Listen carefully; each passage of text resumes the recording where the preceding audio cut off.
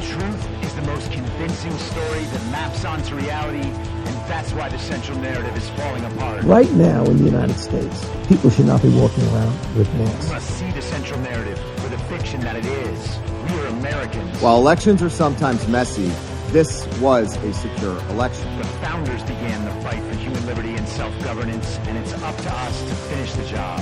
I'll tell you what, we are in a truth emergency right now. This is the end game.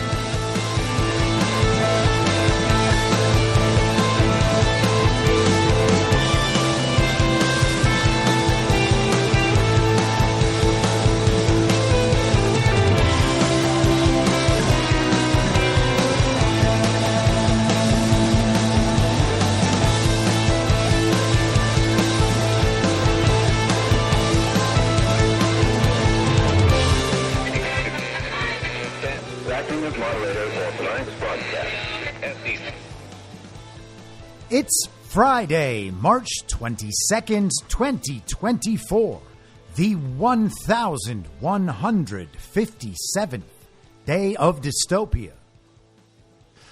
I'm your moderator, Chris Paul. Let's be reasonable. A warm welcome and hello to all of you listening to the podcast on the day of its release. The only way to do that is by becoming a paid subscriber at I'mYourModerator.substack.com. You can do so for as little as $50 a year or $5 a month. And in doing so, you will be supporting me, the work I do, and this show as it expands. And if you can't or you simply don't want to, continue listening to the podcast for free a couple days later on a wide variety of podcast platforms. And of course, Rumble. All I ask is that you share it with your friends. You can find the links to the podcast, the writing, the social media, and the merch site by visiting linktree.com/I'mYourModerator. Okay, so it's Friday. Let's start the show out having a little bit of fun.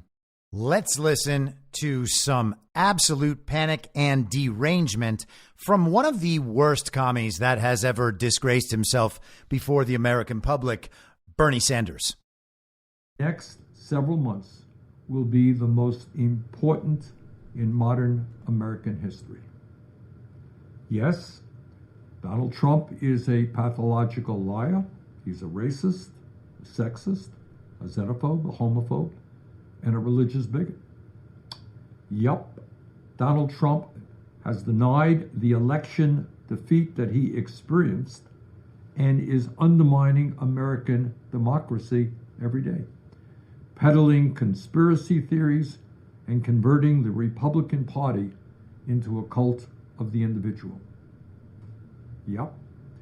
Donald Trump has contempt for a free media and has encouraged violence and the never-before-seen use of the military and federal agents against U.S. citizens.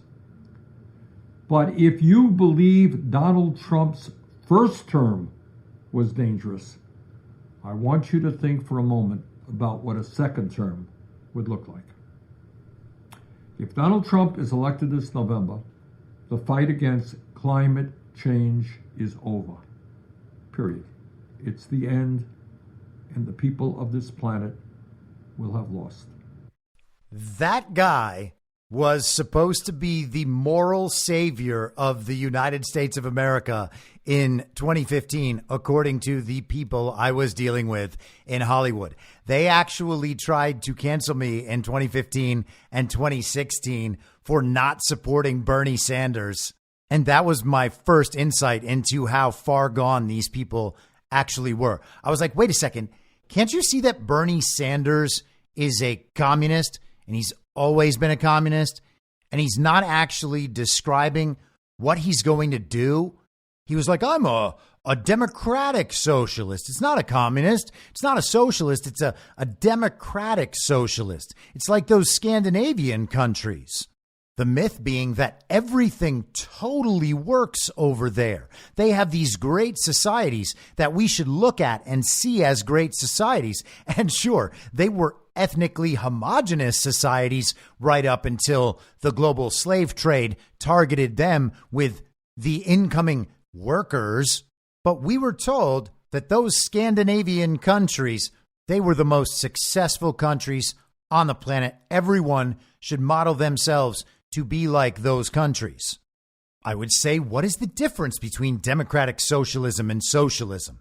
And they would say, Bernie Sanders answers that all the time. Just go to his speech at Georgetown University. And I listened to it a few times. And Bernie Sanders never actually described what the difference was between socialism and democratic socialism.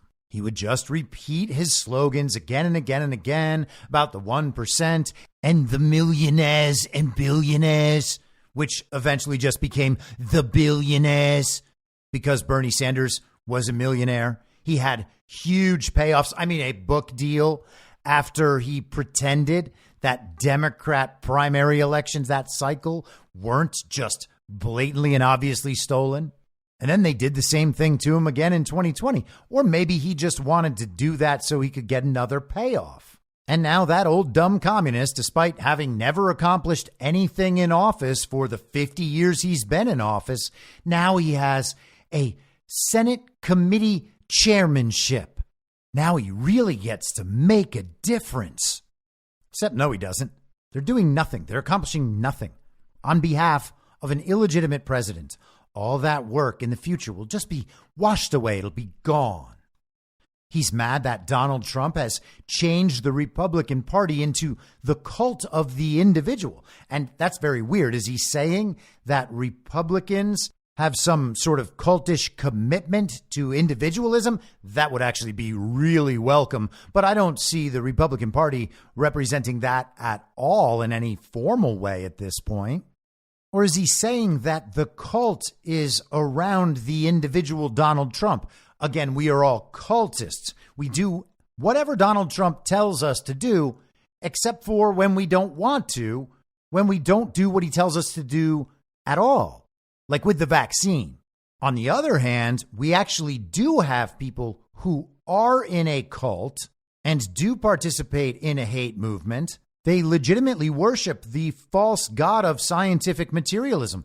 They worship the authoritative source from which all knowledge springs. They worship the experts. They worship the science. They worship the data, and they do whatever it says. They will literally poison themselves. They'll inject themselves with a toxic experimental substance that can't protect them from a disease that can't kill them, because the TV told them all the smart people were doing it and they would get in trouble if they didn't. That's cult behavior. They have certain beliefs they are expected to express whenever it is demanded of them. And you can put this to the test anytime. Ask them if they believe in climate change. Yes. How many genders are there?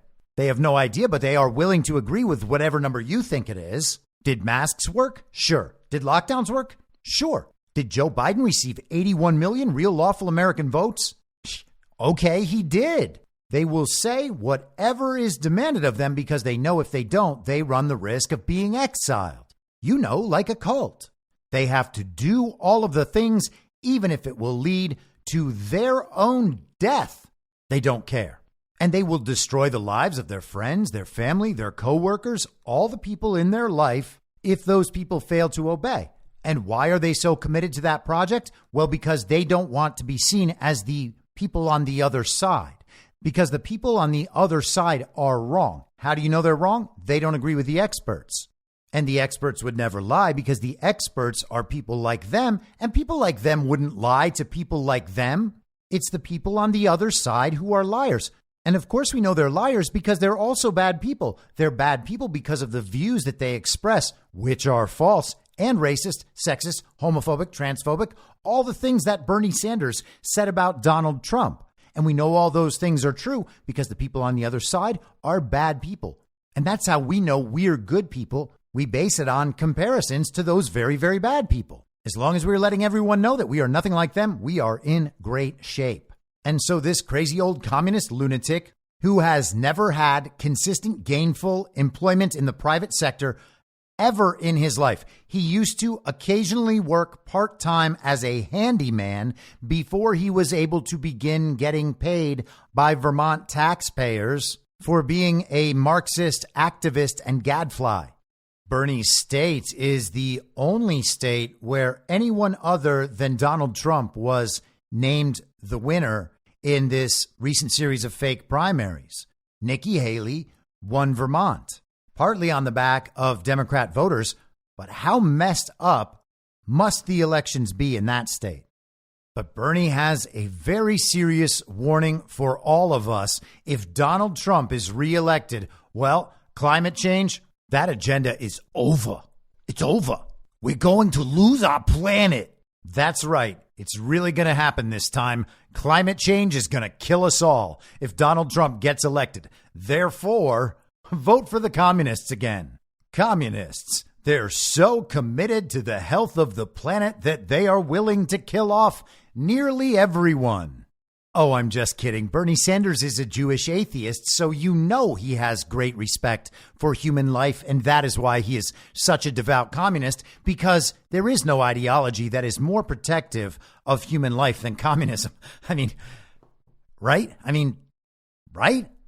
Now, over the past few days, we have been talking about the decision from Judge Engoron in New York in one of the fake Trump cases, this one about the civil fraud.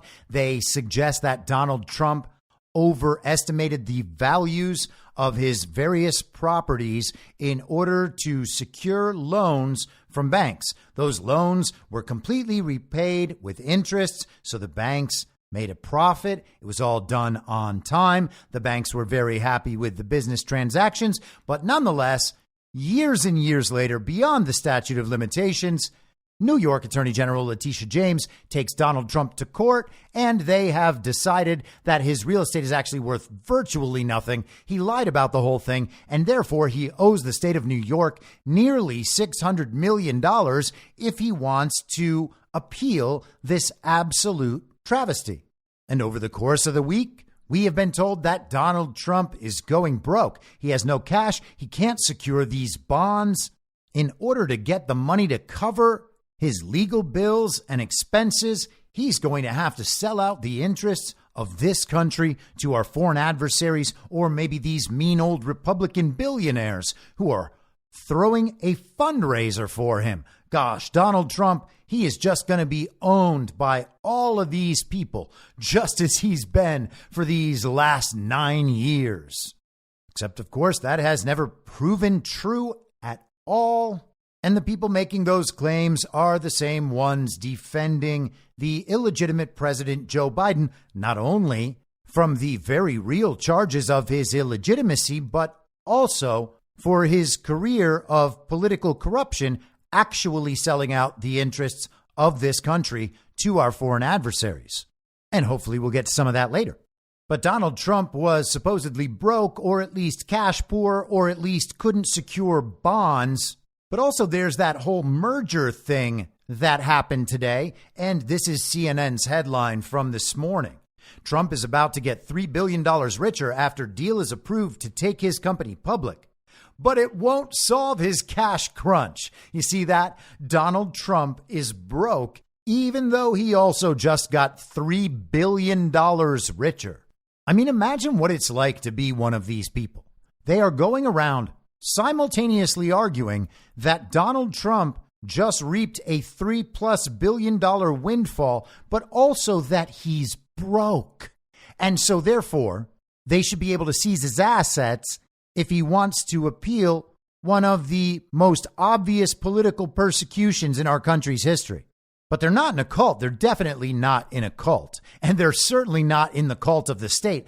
Bernie Sanders is worried about the cult of the individual, and maybe he meant Donald Trump. But in terms of the sovereign individual, Bernie Sanders is a Marxist. He is actually in the legitimate cult of the state. He is a worshipful servant of the state. And the sort of leftist like George P. Fletcher, Columbia University Law School professor who wrote Our Secret Constitution, he is a proponent of those principles. He wants the constitutional republic replaced with a democracy. He wants liberty replaced with equality. And he wants the focus on the sovereign individual replaced by the focus on the good of the nation. But like I said, they're not in a cult. They're definitely not in a hate movement. And that is not why they are cheering on the fact that Donald Trump might have his assets seized by an illegitimate government after a political persecution. They're just people with principled disagreements. That's what it is. CNN wants to make sure that its audience of standard issue villagers knows that Trump is broke despite this new $3 billion windfall. And they write, the new company will be called Trump Media and Technology Group and trade under the ticker DJT, Trump's initials. It will own Trump's struggling social media platform. Oh, yes, Truth Social is just struggling. Shareholders voted to approve Trump Media's merger with a blank check company following years of legal and regulatory obstacles. Trump will own a dominant stake in the public company with shares worth more than $3 billion at current market prices. However, experts tell CNN there are numerous practical, financial, and legal reasons why this deal is unlikely to solve Trump's imminent cash crunch. President Trump won't be able to monetize that stake right away, said Matthew Kennedy, senior initial public offering market strategist at Renaissance Capital. And thank goodness they found an expert to make an obvious, widely reported factual claim. They then get into a lengthy discussion about how Truth Social is not doing all that well and TMTG is just drastically overvalued. Trump probably has no idea what he's doing, and all of these media organizations will be right, just as they've been this entire time about this TMTG DWAC project, except for the fact that they haven't been right about it at any point in time, or the project wouldn't have reached this point. Now, I'm not claiming to know what the future of this project is, but I am pretty confident in saying that CNN also does not know. Now, Donald Trump, of course, has been posting on Truth Social about the fact that they are essentially just trying to steal his fortune from him.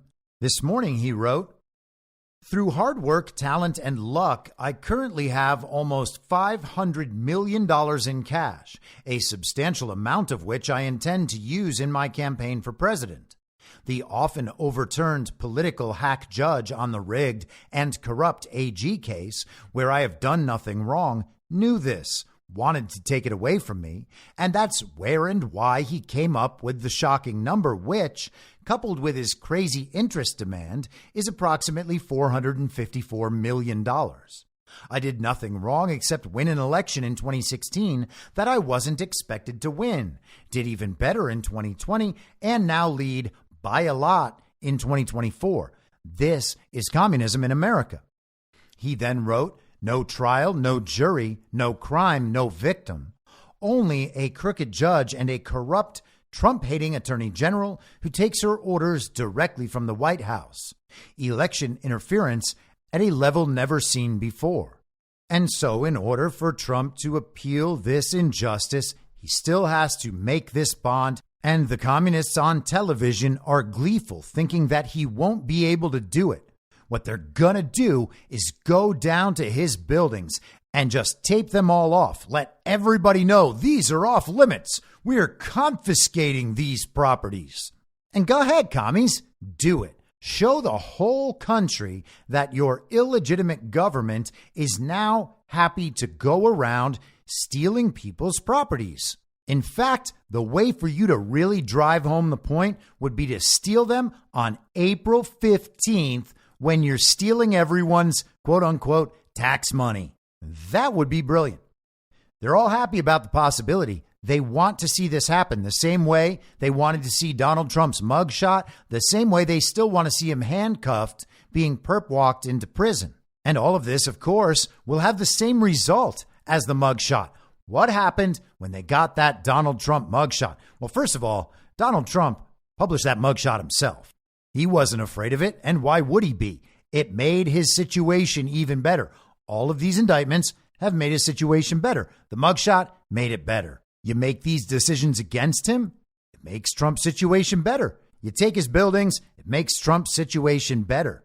But they can't help themselves because they think once they see that, then everybody's going to know that Trump really did it. And not only did he do the one thing, he did all the things. And the proof is that he's getting in trouble for doing those things. He wouldn't be getting in trouble if he didn't actually do the things because they still believe in our American system of justice. They want that visual proof that they've been right about Trump this entire time, and they think they're going to get it if they can go in and steal his properties. Remember, they're in a hate movement. They want to see Donald Trump and his supporters tortured.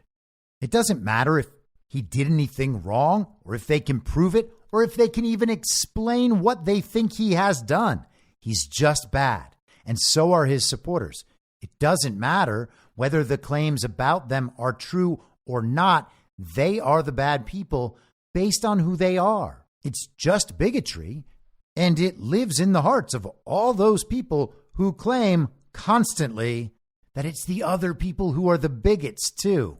Now, famed political pundit and pollster and focus group manager and Kevin McCarthy roommate Frank Luntz, well, he seems to have figured out that maybe seizing Donald Trump's properties is not a great idea. All right, Frank, the politics of this. Folks in the Biden campaign are already starting to refer to Donald Trump as broke Don, which is interesting. And then there is the possibility that the New York Attorney General, Letitia James, would have to start or would start seizing assets, maybe even buildings. How do you think that would play? I want you to remember this moment, and don't forget it. If the New York Attorney General starts to take his homes away, starts to seize his assets, it's all going to be on camera. Pundits are going to sit there and scream about this. This man cannot be elected. You're going to create the greatest victimhood of 2024, and you're going to elect Donald Trump. If they take his stuff, he's going to say that this is proof that the federal government and the establishment and the swamp in Washington and all the politicians across the country and the attorneys generals and all of this, that this is a conspiracy to deny him the presidency. He's going to go up in the polls just like he went up every single time they indicted him. The indictment, let's not talk about whether it's justified or not, but it will prove the things that he's saying on the campaign trail, and he will go up, and it may just elect him president. Do not forget that. And I say this to the Attorney General right now. If you play politics on this, this is what the secretaries of state did in Colorado and what they did in, I believe, is Maine. His numbers went up in both states. I don't understand. I'm almost speechless in how pathetic the opposition to Trump has been and how completely misguided. And this is a perfect example of it. What do you think about that? I mean, my biggest question, this is the beauty of Frank having his job, which I don't have, is that happened, what you're talking about, Maine, Colorado, when you're talking about what happened in a primary.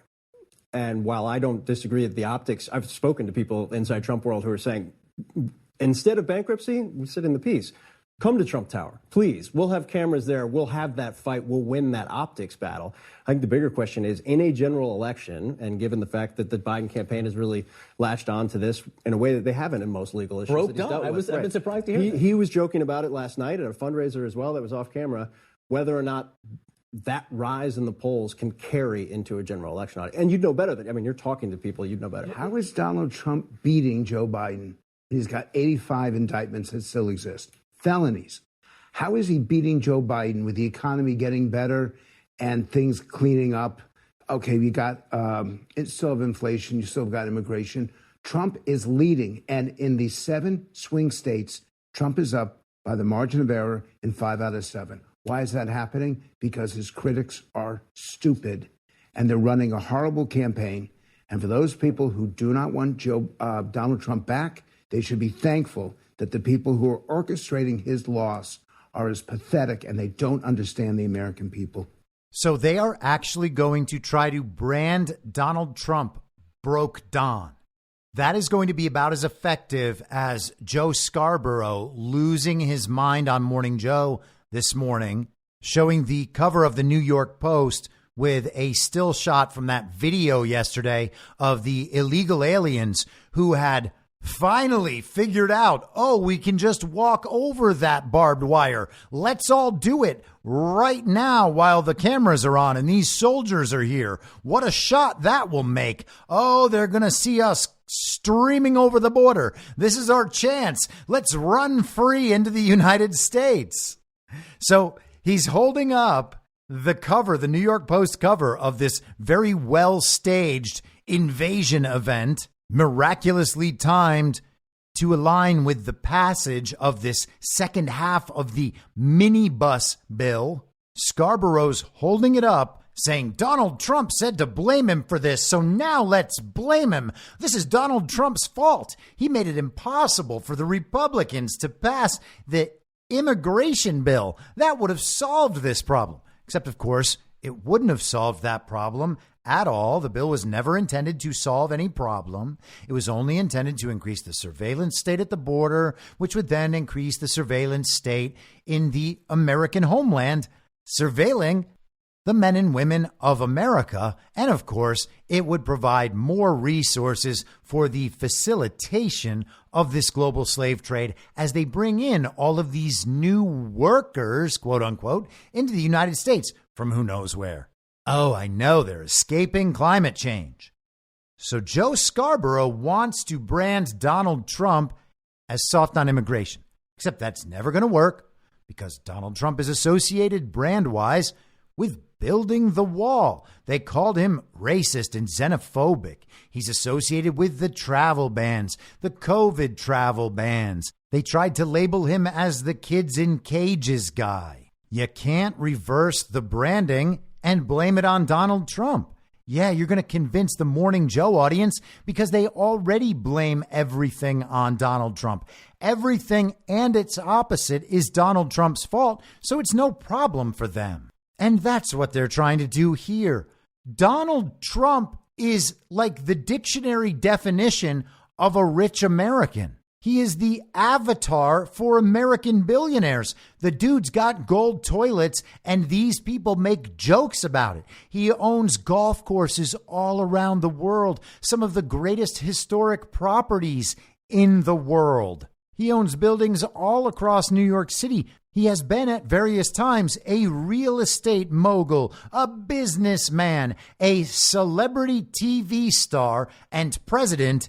And he flies around on his own jumbo jet, just going wherever the hell he wants, despite the fact that he's been so indicted like 80 times.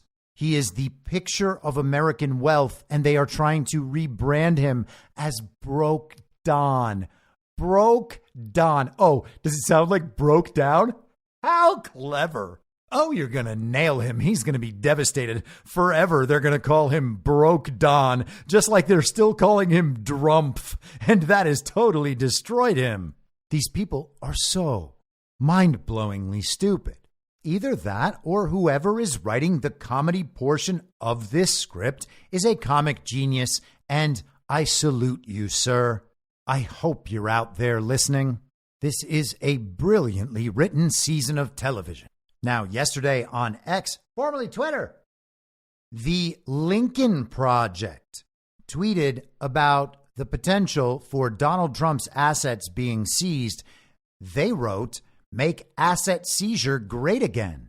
So apparently those very principled conservatives who went and started the Never Trump Lincoln Project, that's the organization started by these four guys. One of them is, pedophile. And one of the other ones has a Confederate flag cooler. And I hear that that is totally off limits, but still very principled conservatives, of course. So they want the asset seizure. And it seems right now like we are going to get it. We're going to get the visual. We're going to see how the optics play. We're going to hear about how the optics are terrible for Democrats and they never should have done this and blah, blah, blah.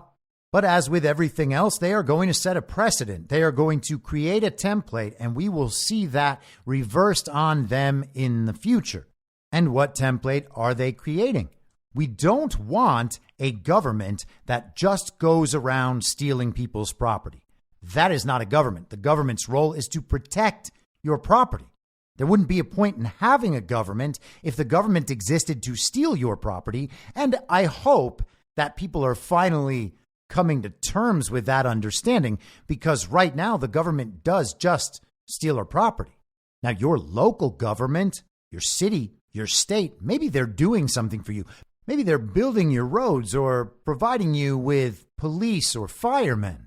But what's your federal government doing? They're taking money from you and then giving some of it back to your local community through politicians in your local community who are similarly illegitimate and actually getting the windfall from some of that money flowing back into your community after the federal government took it out. Oh, what joy. What a functional government that we should all definitely want. So we have a government right now that confiscates the property of the people for no reason whatsoever. It is unconstitutional and shouldn't be happening. And in the future, I believe that we will get to a point where it is not happening. That is part of the goal. We should actually have the proper aspirations for this project as a whole. And one of those has to be no more federal income tax. But no matter where you stand on that, you definitely don't want a government that just goes around taking your real estate. And hopefully people are waking up and figuring that out too, because if the government is allowed to charge you property taxes for real estate that you already own, well, you're really just renting your property from the government. But how would we look at all of this if what Donald Trump was being pursued for was the result of him committing an actual crime for which there was proof, a crime that had victims who were actually seeking justice? What if his responsibility for the commission of those crimes was indisputable? If the evidence was well beyond all reasonable and unreasonable doubt, it was just him. He did it. He must be punished. Would we then want to see assets seized, and under what terms? How would they go about doing it?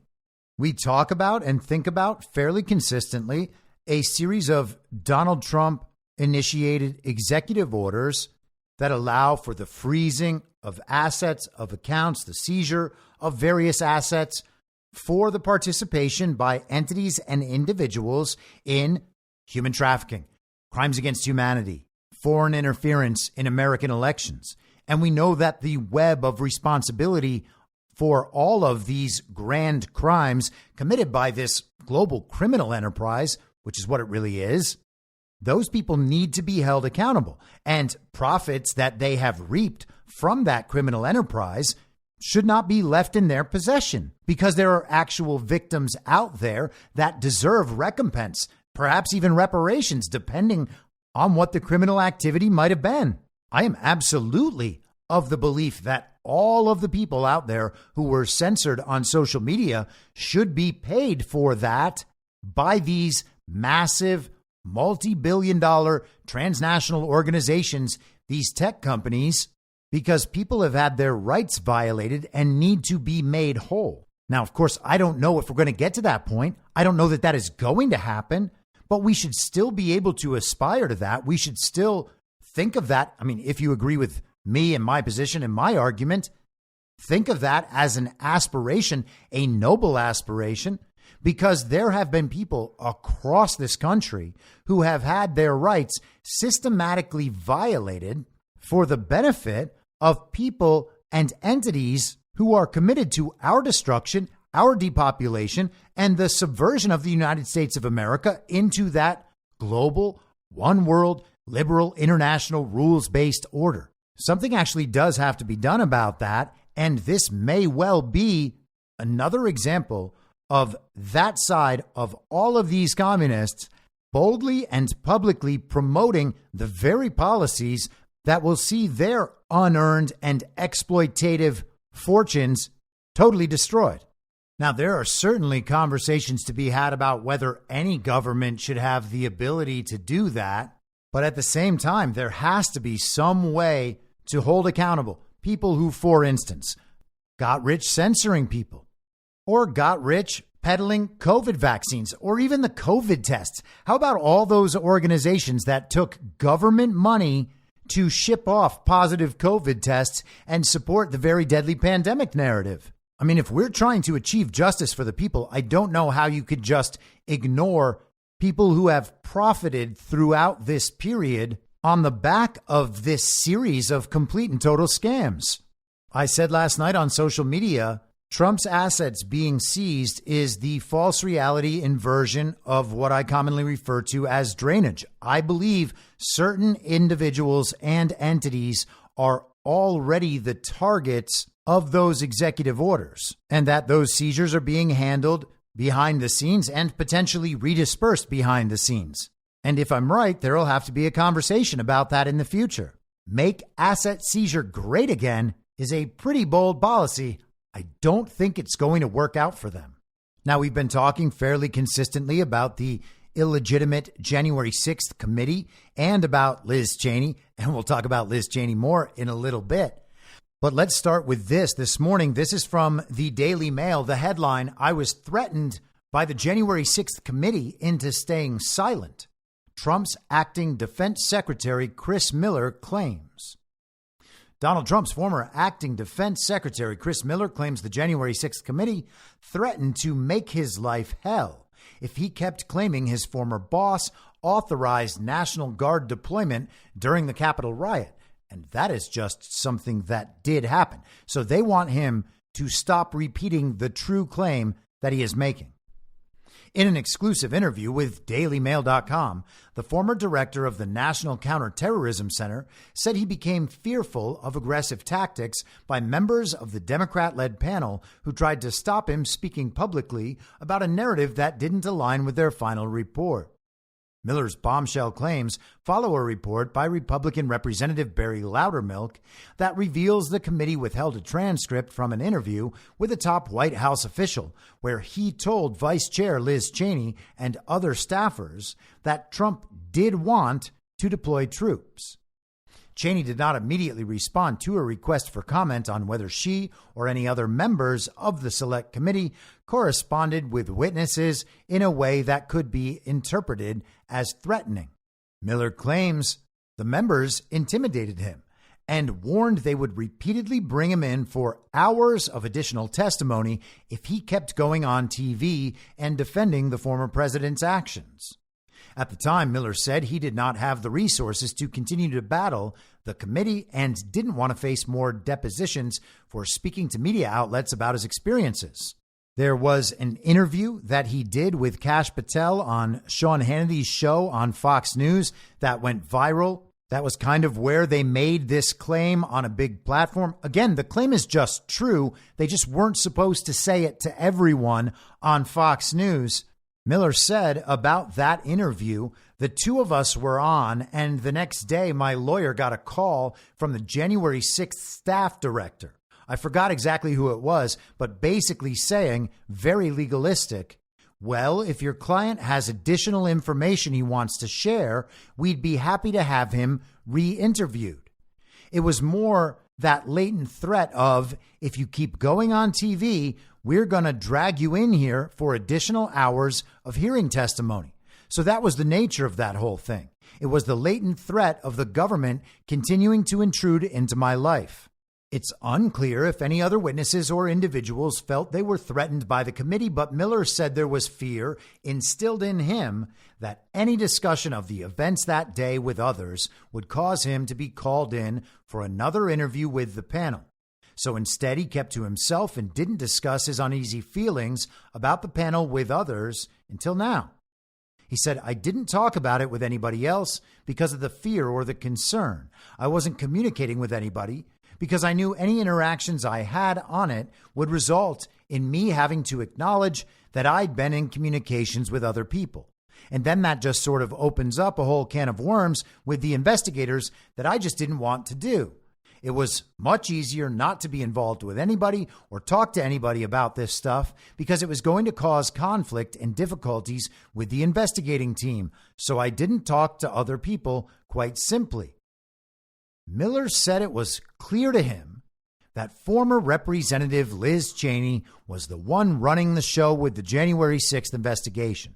He claims the committee's vice chair was specifically upset that the optics of his public appearances would go against the narrative that Trump was complicit in insurgency. And I have to think that right there they meant insurrection. Miller went on. That piece Kash and I did, it hit a nerve. It was like, damn, that sure got some attention. I'm sure that Cheney was looking at the optics and was like, these people are a serious threat to my narrative that she tried to establish. Further on, Miller said he definitely interpreted the panel would make my life hell if he kept going on TV. A quote from Miller. Now, they'll say No, that wasn't it at all. We just wanted to make sure that we understood all the nuance and complexity. But I definitely interpreted it as a don't fight City Hall type thing. He said Cheney didn't have a job, actually, by that point, right? She'd been removed from all her committee assignments. This is the only thing she did. But it was pretty clear she was very active and involved in the running of the thing. He added, I have no idea about the other guy, meaning Benny Thompson. I mean, I have no idea what his role was other than I saw him on TV. I never saw him doing the day-to-day stuff. And the article concludes with one last quote from Miller. He said, I think by now, as we look at the totality of Liz Cheney's hearings, we realize it was political theater. And I actually was naive enough to think that it was going to be a serious investigation. Now, we will come back around to Liz Cheney in just a minute, but first, this is from Roll Call this morning. House passes sweeping fiscal 2024 spending package. House appropriators breathed a sigh of relief Friday as the House narrowly passed the massive $1.2 trillion wrap-up spending package under suspension of the rules, which requires a 2/3 majority. The chamber passed the 1,012-page bill by a vote of 286 to 134, with 101 Republicans and all but 22 Democrats backing the bill. It would provide appropriations for agencies covered under the Defense, Financial Services, Homeland Security, Labor, HHS, Education, Legislative Branch, and State Foreign Operations bills, or about 70% of annual discretionary funding. That tally is lower than the 339 to 85 vote to pass the first six-bill package earlier this month, though that bill included less controversial spending measures. It also wasn't as big a public relations event as this one. That one kind of just got swept under the rug in the midst of Super Tuesday. Nobody has time for all of these stories. Sometimes these little stories that don't matter at all just fall through the cracks. And by don't matter at all, I mean it's just trillions of dollars of so-called American taxpayer money, but it isn't really American taxpayer money, is it? Because they can just create new fiat regime currency out of nothing. All they need to do is tell us that our indentured servitude has been extended down through the generations. And once they tell us that, then it becomes our money that they're spending. But not really our money, because we'll never earn it. It just means that we have to keep paying more in taxes forever, because they're just crashing the system anyway, and they're trying to bankrupt all of the American people so that they will beg to be let out of their debt, and the price will be that they agree to participate in the Great Reset. What does a few tens of thousands of dollars of debt mean if they can lock you into a lifetime of digital surveillance that allows them full control over everything you do and say, everywhere you go, and everything you might spend your money on? And if you want to keep doing things and saying things and going places and spending money on stuff, well, then you're going to have to keep getting injected with whatever they decide is about to save your life, despite the fact that they also do still want to depopulate the planet. And so sure, they extended your indentured servitude a couple of weeks ago, but that was the one that nobody cares about. This is the one that people care a little bit more about. So they've done it again. Rather than passing one big omnibus to get all of the spending approved on an up or down vote, they split it into two smaller packages to get all of it approved on an up or down vote, thereby leaving no particular Congress member accountable for anything. Back to the article. This time, Speaker Mike Johnson wasn't able to get a majority of his GOP conference on board for the second package, with 112 Republicans opposing it. So the Speaker of the House, who's a Republican, the Republicans have the majority, he brought a bill to the floor that would pass with a 2/3 vote, despite the majority of his conference opposing the bill. Why'd he do that? Oh, he had to keep the government from shutting down. It would have been terrible if that happened. So a ridiculous spending bill goes to the House floor despite the Republicans having the majority. It goes to the House floor despite the Republicans having the majority and despite the majority of that majority opposing the bill. It still goes there anyway. Is that how things are supposed to work? You depend on the minority party for all the votes? It's amazing how the uniparty always wins. It's amazing how they can always settle on a unipartisan compromise. The bill faced opposition from House conservatives unhappy with general spending levels, the inclusion of Senate Democratic earmarks that would benefit the LGBTQ community, and lack of further restrictions on migrant border crossings and abortion rights. This is a pretty massive middle finger right to the faces of the American people. Some Democrats who opposed the bill were upset that it would block funding for the UN agency providing aid to Gaza while boosting immigration and customs enforcement detention bed capacity. But the measure enjoyed solid backing from House Democratic leaders who whipped in favor of the Biden administration-backed bill and have a strong track record of keeping most of their caucus in line. So no one is even pretending this is a uniparty bill. This is the illegitimate Biden administration getting what it wants from the uniparty in the Senate and the Congress.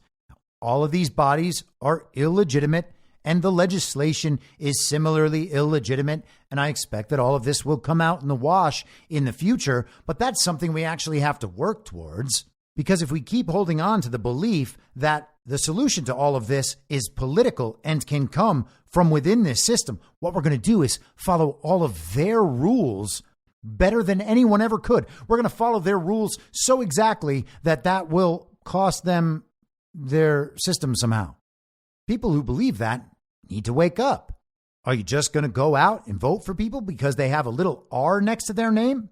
Look at what the people with the little R's next to their name are doing right now, including Mike Johnson, who is a very strong conservative and a very strong Christian.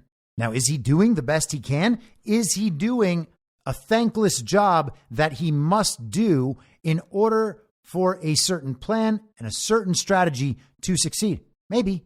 We can leave that opportunity open. We're not trying to condemn the man, but what we have to work with is that he just did the bidding of an illegitimate president on behalf of the uniparty, on behalf of that global regime.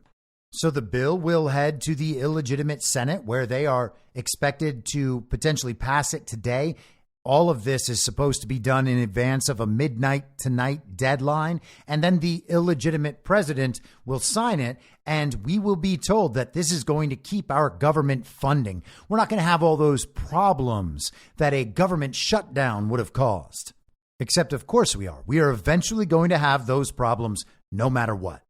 Rhino member of Congress from North Texas, Kay Granger, who is the House Appropriations chairwoman, she's not seeking re-election.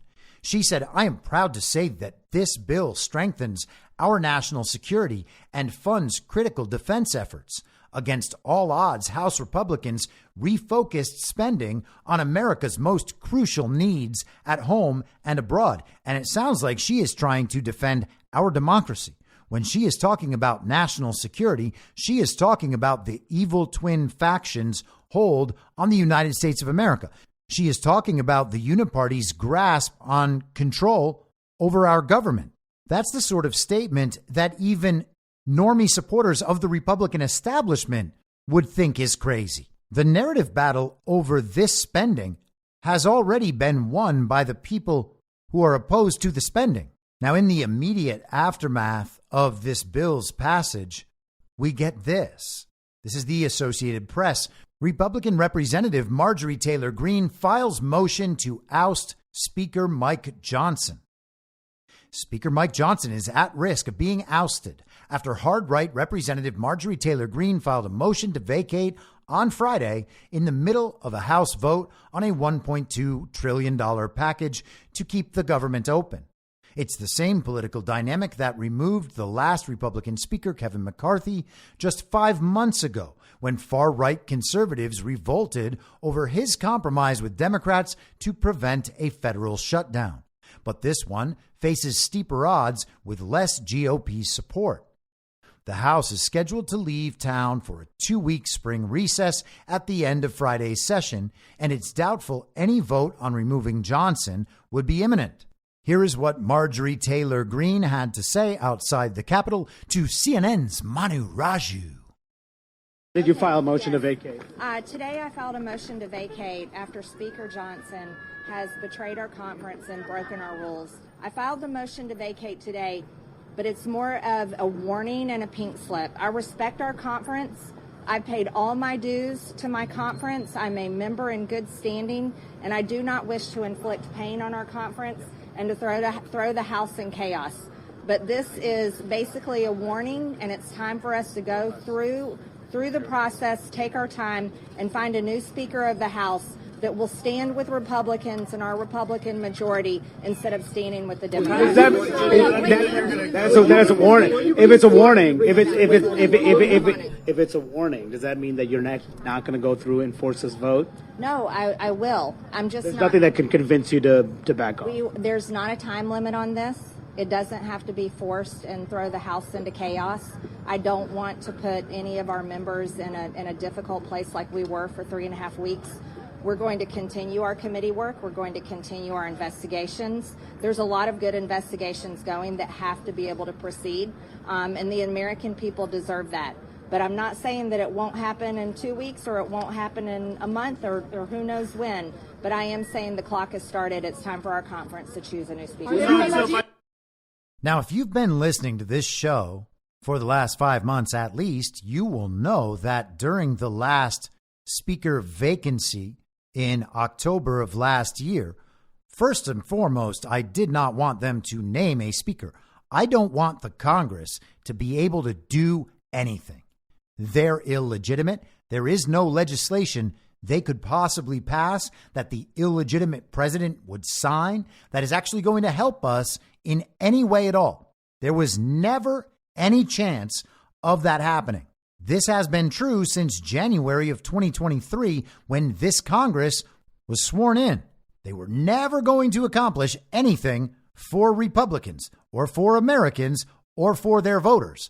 That is not why they are there. And that should be obvious when considering the fact that there is no proof that any of them are seated legitimately in the first place. We can safely assume that all of them are as illegitimate as the fake President Joe Biden. We can hope that some of them are not, and I hope for their sake that at some point that is proven true and valid.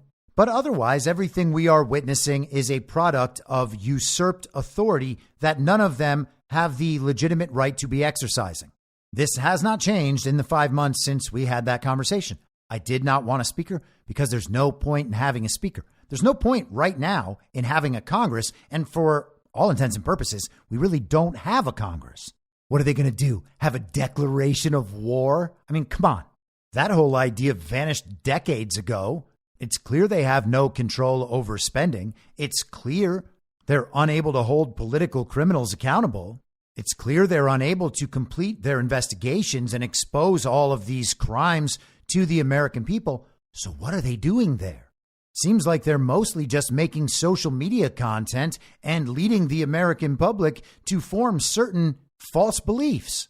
But hey, we don't always get what we want, and I didn't get what I wanted. They named a speaker, Mike Johnson. They installed him with a unanimous vote. And now we are entering the scenario that I suggested would happen 5 months ago.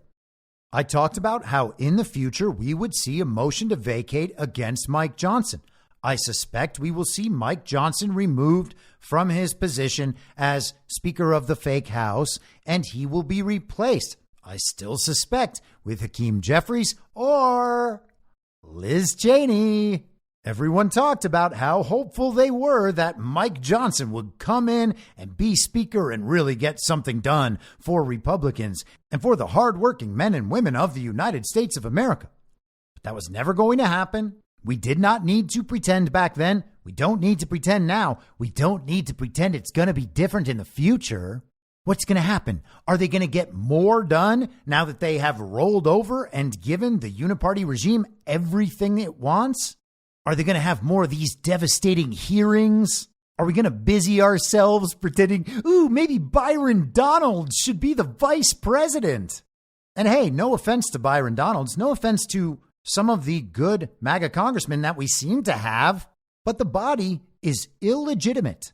What we have is a quote unquote government who is incompetent to accomplish anything on behalf of the American people, aside from sending out strongly worded letters.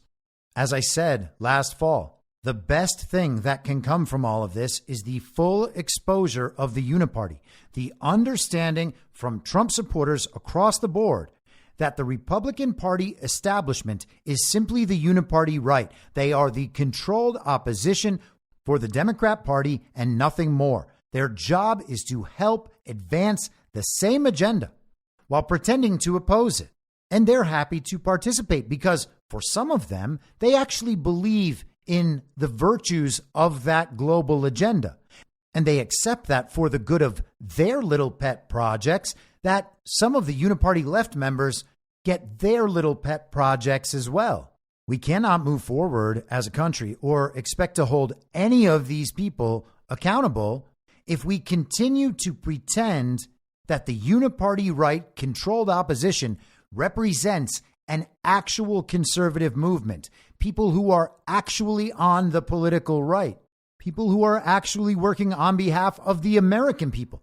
It is none of those things. It is just controlled opposition. And I know that this makes some people sad. It makes them feel hopeless. Like, what do you mean? I can't depend on Chip Roy. Have you heard his voice? Have you seen his goatee? He seems like a pretty tough Texan. He probably drives a hard bargain. Well, yeah, sure. I mean, he did vote to approve all of the fraudulent electors after the 2020 election. But besides that, he'll probably stand up to these commies. No, he won't. None of them will. It is the uniparty right. They're just people with little R's next to their name. A little R next to their name does not mean good guy.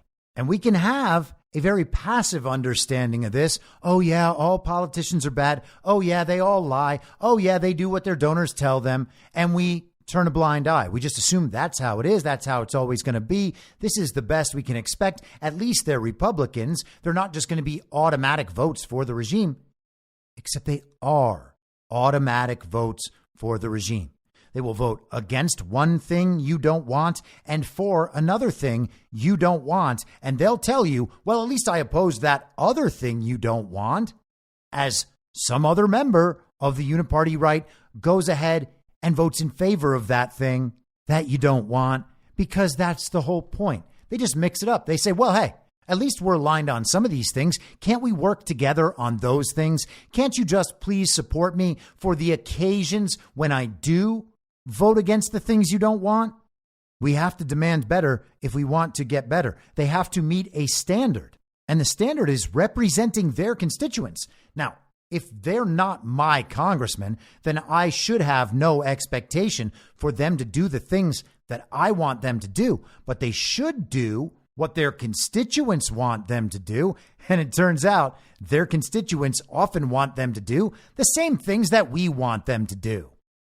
So we should expect a very, very serious conversation over whether or not it's responsible for Marjorie Taylor Greene to bring a motion to vacate. I mean, Mike Johnson was just doing what he had to do. He couldn't have a government shutdown, not on his watch. He needs to pass this spending so the government can do all the very important stuff that the government needs to do. And we'll see this very important debate play out, and then eventually we will see the motion to vacate get pushed through. Mike Johnson will be removed and replaced, probably with a Democrat, or maybe with Liz Cheney. What do we think is going to happen?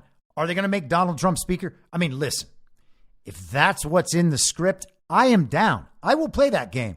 I will laugh and smile and have a grand old time. That would be absolutely hilarious. I will love if that happens. But I do not expect that to happen. And I honestly don't even know why people want it to happen.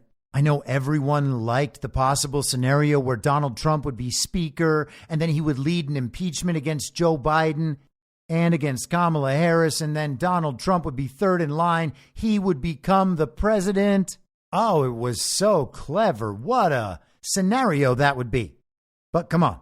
Now it's March of 2024. We have a supposed election happening in 7.5 months. Donald Trump as speaker seems pointless, and it also doesn't seem to follow where all of this is headed. Where this is headed seems to be rug pull after rug pull after rug pull. The way to stop having the rug pulled out from under your feet is to stop stepping on the rug in the first place. You don't need to just walk around in every attractive rug you see. You think, oh, I better step on that rug and stay there. All the rugs are going to get pulled out from under you. All those people who thought Mike Johnson as speaker, that's what's going to save us. Well, the rug has been pulled out from under you. We saw how the Republicans were unable to choose a new speaker last time. It's not going to be any easier this time. There's no way that MAGA or the Freedom Caucus, or however you want to describe those people, there's no way they're going to go along with a choice of the establishment. So it seems we're headed for a stalemate, which means they will find a unipartisan compromise to choose the new speaker. And oh, by the way, right now, Ken Buck, who is on his own way out, yesterday signed on to a discharge petition to bring funding for the fake foreign proxy wars to the House floor without Mike Johnson bringing it. So we know the Democrats want to bring it. If enough Republicans sign on with the Democrats and they have a majority, that bill will be brought to the floor, whether or not Mike Johnson brings it. The Uniparty, again, is exposing itself in its full glory. And this should be something we welcome. Yes, I get it. The news is frustrating. In your understanding of how politics worked before these last couple of years, this seems like a disaster for Republicans and conservative Americans and blah, blah, blah. It's not. The only way to stop the disaster is for everyone to understand that this disaster is happening. They need to fully recognize the existence of the Uniparty in order to deal with the Uniparty. Otherwise, both sides just keep electing Uniparty members in these fake and rigged elections. And because everyone has gotten behind the efforts of one side or another, they don't want to admit that their side is also bad. And it happens on both sides, which reinforces the necessity of each side winning for the people on that side. It is a very sad and stupid spiral that we nonetheless cannot extract ourselves from until people actually understand what it is they're supporting.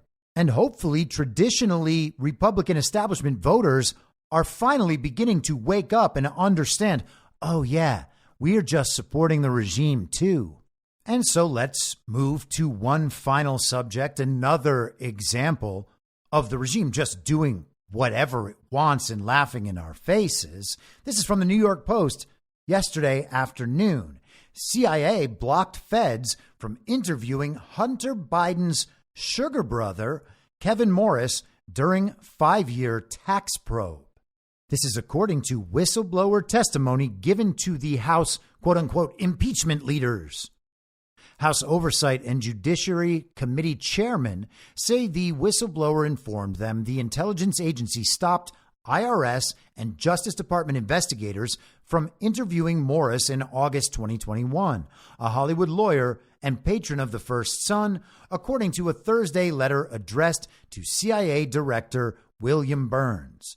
The whistleblower informed Oversight Chairman James Comer and Judiciary Chairman Jim Jordan that 2 DOJ officials were summoned to CIA headquarters in Langley, Virginia, and told Morris could not be a witness for their investigation into Hunter Biden. And let's go ahead and review the letter. It is not long, just a couple pages. Dear Director Burns, the House Committee on Oversight and Accountability and the House Committee on the Judiciary are investigating whether sufficient grounds exist to draft articles of impeachment against President Biden for consideration by the full House.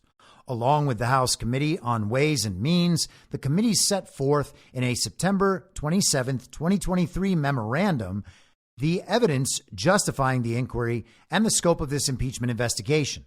On December 13, 2023, the House of Representatives adopted a resolution directing the committees to continue this investigation. Recently, the committees received information from a whistleblower alleging that the Central Intelligence Agency intervened in the investigation of Hunter Biden to prevent the Internal Revenue Service and the Department of Justice investigators from interviewing a witness. We therefore write to request relevant material from the CIA. As part of the impeachment inquiry, the committees are investigating, among other things, whether President Biden, quote, abused his power as president to impede, obstruct, or otherwise hinder investigations or the prosecution of Hunter Biden, end quote. As background, for years, the IRS and DOJ have been investigating Hunter Biden for tax crimes. The committees have documented how the DOJ deviated from its standard processes to afford preferential treatment to Hunter Biden.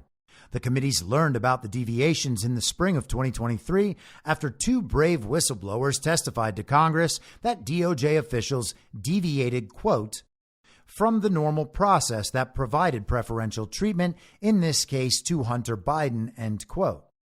Among other deviations, DOJ officials restricted what investigative steps the investigators could pursue, tipped off Hunter Biden's attorneys about investigative steps, and even prevented investigators from conducting witness interviews.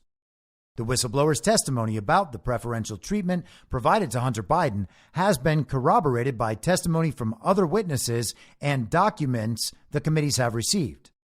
The information we recently received from the whistleblower seems to corroborate our concerns about DOJ's deviations from standard process to provide Hunter Biden with preferential treatment. According to the whistleblower, in August 2021, when IRS investigators were preparing to interview Patrick Kevin Morris, an associate of Hunter Biden, the CIA intervened to stop the interview. Two DOJ officials were allegedly summoned to CIA headquarters in Langley, Virginia, for a briefing regarding Mr. Morris. At that briefing, it was communicated that Mr. Morris could not be a witness during the investigation. It is unknown why or on what basis the CIA allegedly intervened to prevent investigators from interviewing Mr. Morris. However, these allegations track with other evidence showing how the DOJ deviated from its standard investigative practices during the investigation of Hunter Biden. Accordingly, to further the committee's ongoing oversight and impeachment inquiry, please provide the following documents. And so they are looking for communications referring to or relating to the investigation of Hunter Biden with the DOJ or IRS, and anything that relates to Patrick Kevin Morris. Now, Kevin Morris is an entertainment lawyer in Hollywood who has paid off Hunter Biden's tax debts, and he has also led an effort to sue the Marco Polo Research Group and their founder, Garrett Ziegler, and funded another lawsuit from Hunter Biden targeting Marco Polo. It's possible that Kevin Morris might not be a very good guy. But let's just take a look at the official story here. What we are being told is that the CIA is making it impossible for Congress to investigate Biden family corruption. The idea being that the CIA is protecting Joe Biden by protecting Hunter Biden and protecting Hunter Biden by protecting Kevin Morris. And of course, the justification for anything like this is always that, these people are working on such important things, the congressional investigation is going to distract them from their very important work on behalf of the American people. That's what we're always told. It's either that or national security. This is going to compromise our national security. And of course, finding out that the quote unquote president of the United States of America was unequivocally corrupted and compromised and selling out American interests to our foreign adversaries for decades, that might compromise our national security, at least to the extent that our national security is synonymous with the security of, quote unquote, our democracy. Now, while our supposed congressional representatives are sending strongly worded letters about the CIA preventing them from getting their investigatory job done in one case, they are now launching an all-new investigation of the Transition Integrity Project, yesterday writing a strongly worded letter to Rosa Brooks. This strongly worded letter is from Representative Pete Sessions, The Post-Millennial in their coverage writes, Sessions told Brooks in the letter that he has been, quote, particularly concerned by the activities of the Transition Integrity Project in 2020 and any similar endeavor in advance of the 2024 election because this exercise seems to have been administered adjacent to the Georgetown University Law Center, end quote.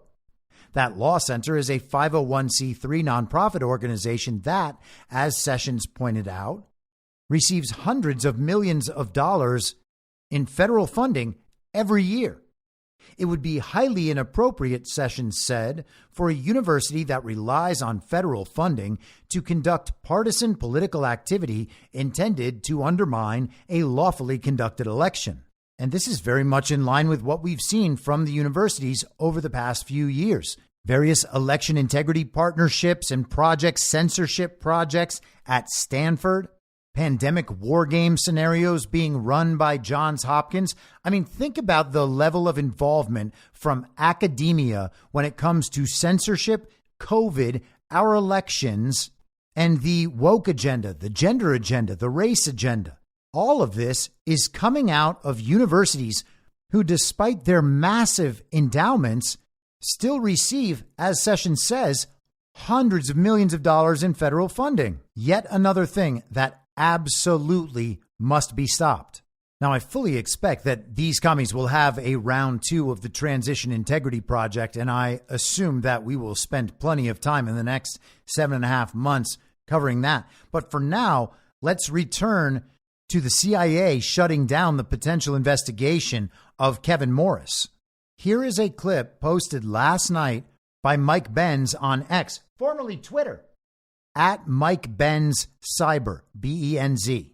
This is one of those clips that'll really blow your mind. It's like the perfect distillation of the big picture in 6 minutes. And if you have paid attention to Prussiagate over the past few years, then you'll know that one of the central theories there is that the world is run by this invisible Prussian empire. It is run by a network of spies and intel assets, and that these are ultimately the puppet masters. These are the ones that make everything work and push this global agenda forward.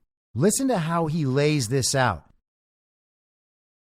I just had to break this down in video to make it perfectly plain and clear to people what's happening with Hunter Biden and the CIA. Why was I saying a year and a half ago that the reason Hunter Biden is untouchable by the Justice Department is because he was part of a CIA operation, multiple ones actually. You have to understand what's going on here. Okay, so let me just give you a dozen data points on Hunter Biden CIA. So the first thing is Hunter was on the chairman's advisory board of the National Democratic Institute, the NDI. Okay, the NDI is the DNC wing of the National Endowment for Democracy, which is the top CIA cutout used in our tens of thousands of NGO swarms. NED ranks number 1. It was created to be a NGO affiliate of the CIA. It was created to do overtly what the CIA was doing covertly and getting in trouble for doing in the 20th century, created under the Reagan administration in 1983. And there's something called the NDI for Democrats and the IRI for Republicans, the CIA wing of the Republican Party.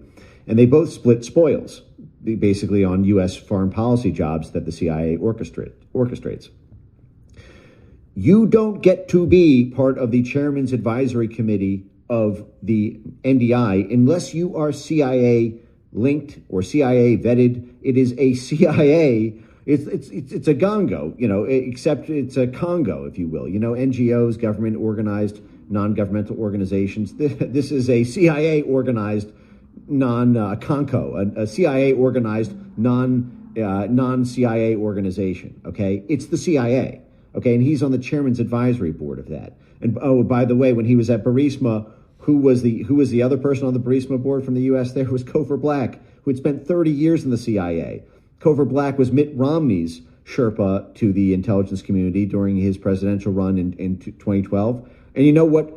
Mitt Romney's on the board of the IRI, who I just mentioned, the International Republican Institute, the CIA cutout counterpart to the NDI. Okay, Burisma was a CIA operation. Okay, let me say this again. Burisma was a CIA operation. Okay, so was Naftagaz. That's the public and then respectively the private and public natural gas companies there. There were a couple other private ones in addition to Burisma. But the CIA was trying to break down Gazprom and swing the gas market from Russia to NATO. Okay? They've been trying to do this for 16 friggin' years. It's been an in-process CIA, State Department, Pentagon project for 16 friggin' years. Okay?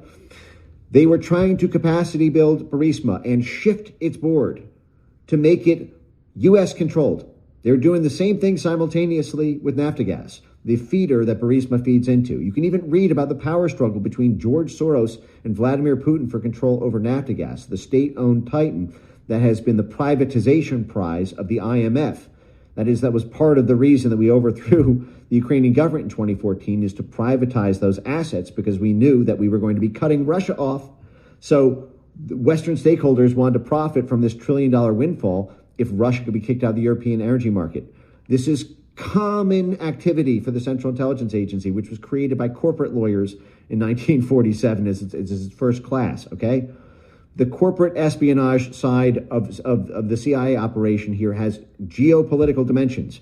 If you kill Russia's energy exports, you kill their military, which means you kill their ability to run air defense systems to Syria. You kill their ability to run small arms to sub-Saharan Africa to oppose, U.S. control over lithium and cobalt and copper and aluminum and gold and oil and gas there too.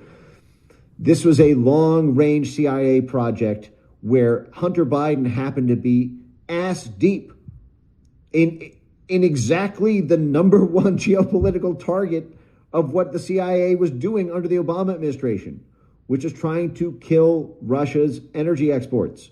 So meanwhile, you had this endogenous Ukrainian gas company that Hunter's on the board of. And by the way, who's Hunter's dad at the time? It's Joe Biden, the vice president in charge of the Ukraine portfolio. But Joe Biden spent 30 years on the Senate Foreign Relations Committee, 10 years rotating between chairman and ranking member. That is the coordinating wing of the Senate with the State Department and the CIA, okay? Specifically Central and Eastern Europe. Joe Biden was hugely involved in the Yugoslavia operation in the late 1990s and breaking that up, which again was a CIA job, okay? That's why you have to understand the structure of the blob. Whenever you see the State Department, the CIA is there and the Pentagon are there, and you just don't see it yet. Whenever you see the CIA, the State Department, and the Pentagon there, you just don't see it yet, okay? It was like, and even British intelligence is all over this LNG story. And you don't get British intelligence without U.S. intelligence. The fact is they need, the CIA will lean on the Justice Department. I just did 6 hours of subscriber streams about the relationship between CIA and DOJ, and that the CIA will lean on DOJ to kill investigations into criminal activity involving assets of the CIA so that they can continue to do work that's in the U.S. national interest, even if it's a criminal enterprise. Because the CIA has a license to do that. They have the license to crime under NSC 10-2. The license to do criminal activity, as long as it's plausibly deniable.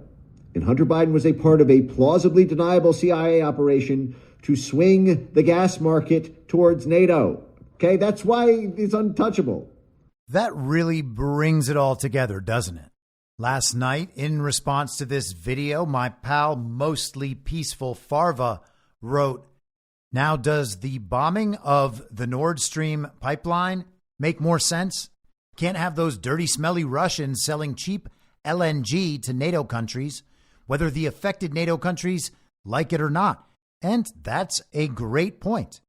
And perhaps coincidentally, although maybe not, today we get this from Berliner Zeitung, the German news outlet.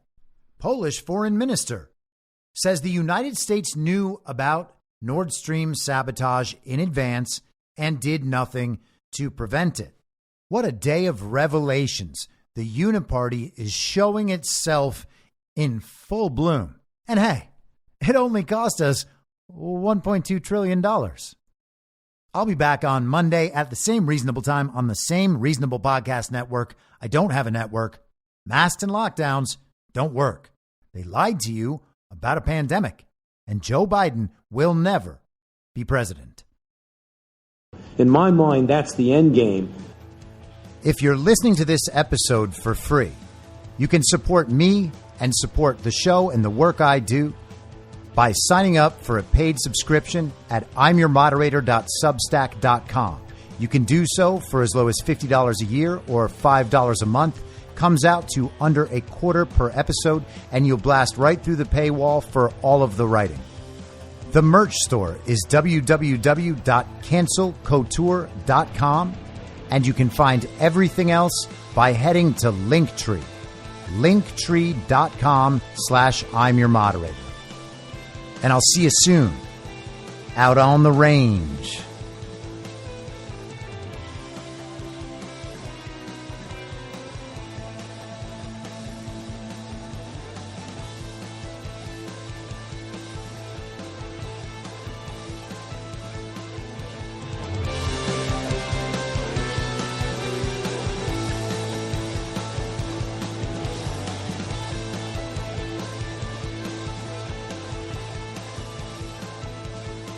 It's happening!